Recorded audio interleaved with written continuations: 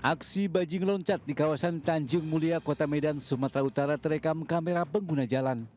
Pelaku yang berjumlah 2 orang berhasil mencuri 1 buah ban dari mobil bak terbuka yang tengah melaju pelan. Sebelum melakukan aksinya, kedua pelaku ini memiliki peran masing-masing. Satu pelaku yang menggunakan jaket hitam terlihat naik ke atas mobil bak terbuka yang tengah melaju pelan usai melintasi persimpangan dan menggeser 1 buah ban mobil bak terbuka tersebut. Sementara rekan pelaku lainnya menunggu dan membututi di belakang mobil dengan sepeda motor dan membantu pelaku mencuri ban dari mobil bak terbuka. Ini kami sebagai pengguna jalan merasa resah lah bang, takut kan. Ya takut ketabrak atau takut nanti tak terjadi apa-apa gitu. Dan kasihan juga bagi supir-supir yang sudah bawa barang, tiba-tiba barangnya diambil kan nggak, kita merasa gimana gitu. Aksi bajing loncat di kawasan ini cukup meresahkan warga dan pengguna jalan. Warga khawatir aksi kejahatan jalanan ini dapat membahayakan pengendara lain. Dari Medan, Sumatera Utara, Yuda Bahar, iNews melaporkan.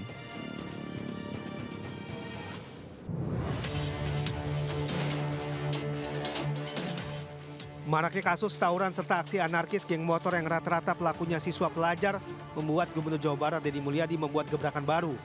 Deddy akan mengirim para pelajar bermasalah dan sulit dibina ke barak dan diwajibkan menjalani wajib militer.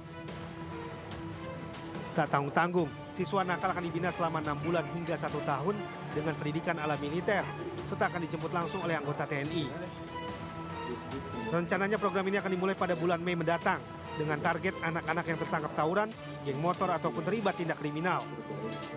Diharapkan program ini menjadi solusi jitu untuk menangani kenakalan remaja yang kian marak terjadi. Nanti mana sih anaknya? Nanti ada anak yang tawuran di jalan, kita akan bawa. Nanti saya panggil orang tuanya mau gimana? Sanggup masih mendidik atau kita sekolahkan di sekolah militer? Nanti di komplek tentara atau di komplek polisi, kita sekolahkan di situ selama 1 tahun, minimalnya 6 bulan. Sementara itu Deddy menyikapi dengan santai ultimatum Ormas Grip. Deddy mengatakan meski ada ultimatum, dirinya akan tetap bekerja menjaga dan memastikan investasi di Jawa Barat berjalan baik. Deddy mengaku tidak terpengaruh dan tak gentar dengan ancaman apapun.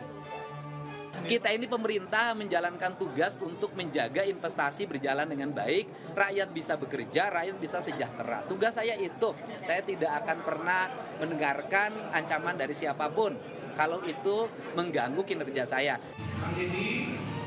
Sebelumnya Ormas Grip memberikan pernyataan keras ke Deddy agar tidak mencampuri urusan Ormas dan tidak mengganggu. Mereka menilai pemberitaan negatif terhadap Grip diduga dipicu oleh pernyataan Deddy Mulyadi. Jadi jangan ganggu Ormas dan jangan ganggukan. Dari Bandung, Jawa Barat, Ervan David melaporkan. Ingatkan agar jangan terjadi kekacauan yang karena Anda.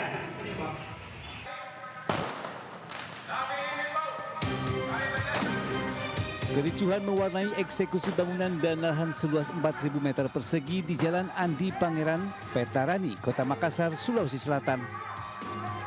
Massa dari pihak tergugat menyerang petugas dengan lemparan batu dan petasan.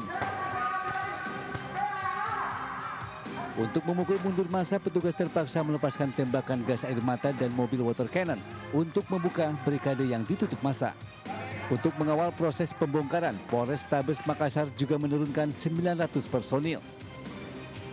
Jadi tentu memang ada perlawanan berdasarkan analisa intelijen kami, sehingga kami menyesuaikan kekuatan personil yang kami turunkan.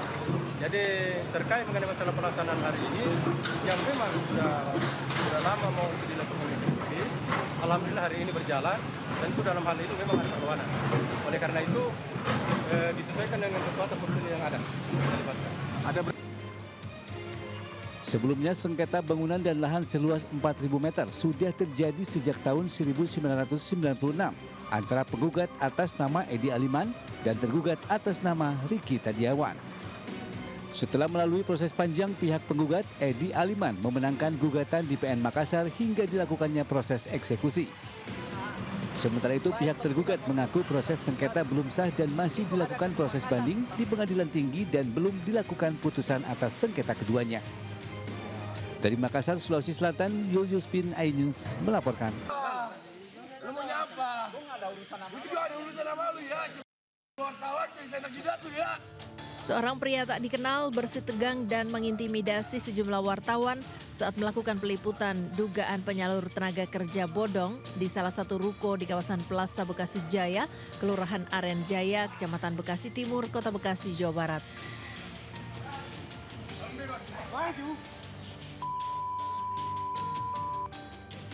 Namun aksi pria yang diduga penghuni ruko akhirnya dilerai oleh warga. Bahkan, pria tersebut justru terlibat perseteruan dengan warga lain akibat ulahnya. Sebelumnya, viral di media sosial sebuah ruko di Plaza Bekasi Jaya yang digunakan perusahaan penyalur tenaga kerja mewajibkan para pencari kerja membayar sejumlah uang mulai dari Rp600.000 hingga Rp1,8 juta agar bisa disalurkan ke sejumlah perusahaan besar yang mereka cantumkan. Menurut warga, para pelaku sudah beroperasi selama 2 bulan lebih. Ya, nerima lamaran kerja, dijamin masuk. Sehari berapa orang Pak yang untuk melamar pekerjaan ini Pak? Ya, paling sedikit, pokoknya di atas 5 Pak. Di atas 5? Iya, paling sedikit 5 orang kok saya perhatiin itu kan. Tapi diiming-imingin pekerjaan? Iya, udah. Sementara pihak Dinas Ketenagakerjaan Kota Bekasi yang mendatangi lokasi mendapati ruko berlantai 2 itu sudah kosong dan dikunci dari luar. Hal ini semakin menguatkan dugaan perusahaan penyalur tenaga kerja itu melakukan praktik mencurigakan dan ilegal.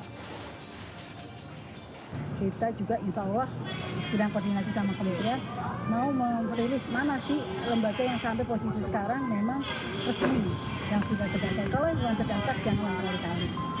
Karena itu berarti dia tidak niat.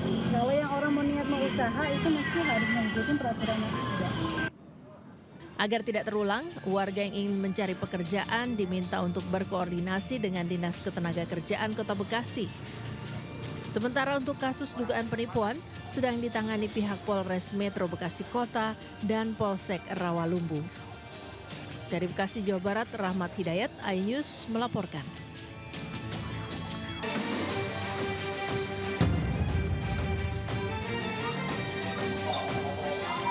Aksi pemukulan seorang pengendara mobil terhadap petugas pengisian bahan bakar umum atau SPBU di Sampang, Madura, Jawa Timur terekam CCTV.